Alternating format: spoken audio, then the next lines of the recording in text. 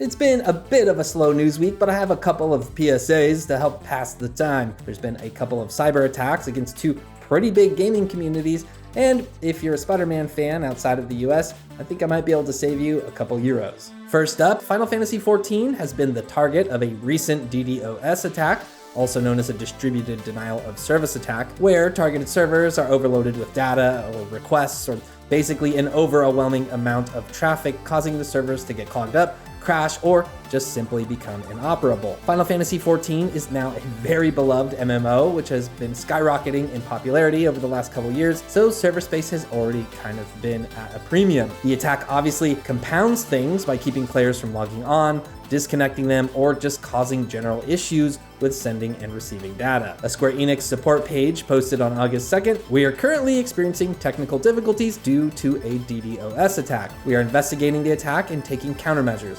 Additional information will be provided as the situation develops." The issues seem to be primarily centered in the North American region so far.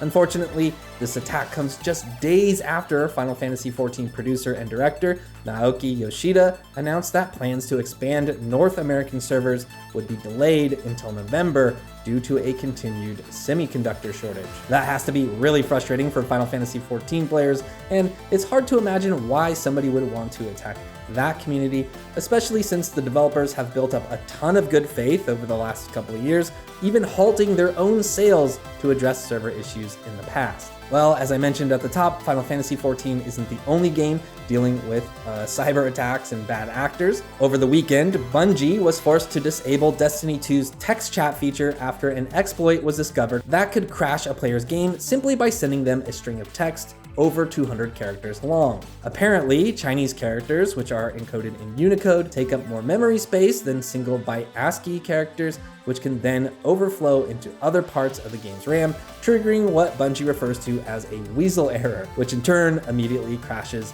any recipient's game. There was a character limit in place to prevent this, but apparently it didn't account for Chinese characters. Bungie already issued a hotfix on August 2nd, so the issue seems to be resolved now, but certainly a fascinating way to break a video game. One last public service announcement for any PC gamers out there who were so excited that they already went out and pre-ordered Marvel's Spider-Man on Steam, coming out September 7th. If you live in the UK, Australia, Israel, New Zealand, Norway, Poland, or Switzerland, there was a price drop from 55 euros down to 50 euros. So if you want to save 5 euros, you should cancel your order, netting you a refund, and then order the game again at the new price. If any of the previous PlayStation exclusives that have been ported over to PC are any indication, then that is going to be a great way to play that game, which is very good. All right, that's going to do it for today. Sorry for the slow news week. If there's some kind of stories or things you want to hear about on the channel, feel free to let me know in the comments or hit me up on Twitter.